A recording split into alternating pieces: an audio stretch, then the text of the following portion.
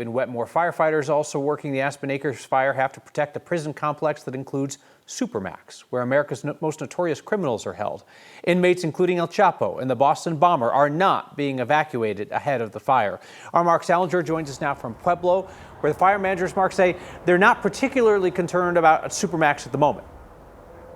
Yeah, not right now, but the fire continues to grow most in the northwest part of that burn area. That's Custer County and pushing potentially into Fremont County. We've seen the evacuation zones go right up to one of the most secure places on the entire planet, if not just this country. I want to show you what the evacuation zones look like right now. Take a look at this map. This is the mandatory evacuation zone around Florence right now, and you can see it extends right up to the edge of the federal correctional complex there, and then goes right around it. The prison itself is not included in that mandatory evacuation order at this time.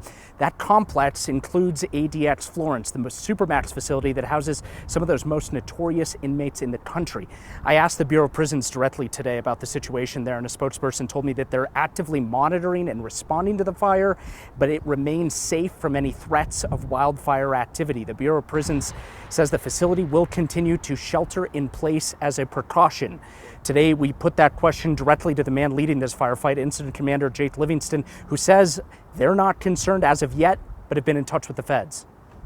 We are not concerned right now for the fire reaching that area. We know where it is. We've looked at the mapping and imagery for that area, and right now we have no concerns. But again, those newest evacuations are in Fremont and Custer counties, pushing in that area. One of the reasons that they might not be as worried about the fire getting there is what the prison complex is made of. A lot of concrete and a lot of steel. But earlier today we were there, and there were some bulldozers that were creating large fire lines around the outer complex of that prison. Kyle, they are taking this seriously, even though the fire might not be there just yet. Mark, a question for you. Air quality in Denver is not great today, I think thanks in part to some fires out of state. Curious what the air quality has been like down around southern Colorado. It's certainly not good. I mean, you can't even see that far, over the horizon with the smoke that's coming in. We were in Canyon City today, and the smoke was all pushing that direction from the fire. And you could see the planes making the drops of retardant and slurry over the fire line, but you could hardly even make it out as they moved over the horizon past the smoke. There was that much smoke billowing up and pushing that direction.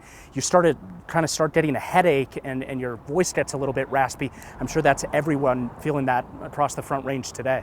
All right, Mark Salinger, appreciate you and appreciate the work from photojournalist Foster Gaines down there today as well. Thank you, guys.